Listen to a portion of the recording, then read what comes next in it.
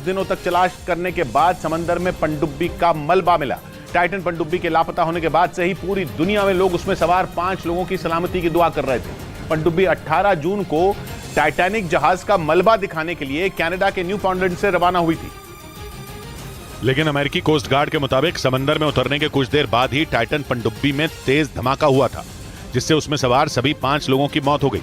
ये पनडुब्बी 18 जून को कनाडा के न्यू फाउंडलैंड से रवाना हुई थी, लेकिन समंदर में उतरने के 2 घंटे बाद ही उसका संपर्क अपने जहाज से टूट गया।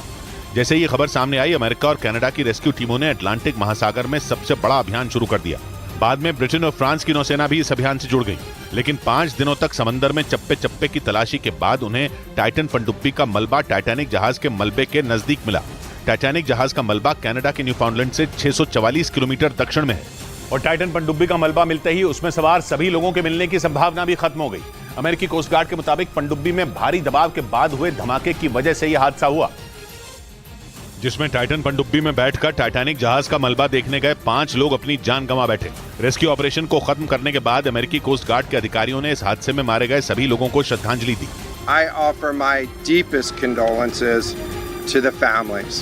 टाइटन पनडुब्बी में 5 लोग सवार थे, जिनमें ब्रिटेन के कारोबारी हैमिश हार्डिंग भी थे, जो एयरक्राफ्ट कंपनी एक्शन एविएशन के चेयरमैन थे। उनके साथ पाकिस्तान के सबसे अमीर कारोबारी शहजादा दाऊद और उनके बेटे सुलेमान भी इस पनडुब्बी में सवार थे। इनके अलावा फ्रांस की नौसेना के अधिकारी पॉल हेनरी और टाइटन पनडुब्बी बनाने वाली कंपनी ओशन गेट के सीईओ स्टॉकटन रश भी इसमें मौजूद थे। उधर अमेरिकी कोस्ट गार्ड का दावा है कि अटलांटिक महासागर में टाइटन पनडुब्बी का मलबा ढूंढने में रिमोट से चलने वाली मशीन ओडिसियस 6K ने बड़ी भूमिका निभाई। दावा है कि इस पनडुब्बी की तलाश में अटलांटिक महासागर का हजारों किलोमीटर का इलाका छान मारा गया और इसके लिए दुनिया भर से कई जहाजों को भी लगाया गया।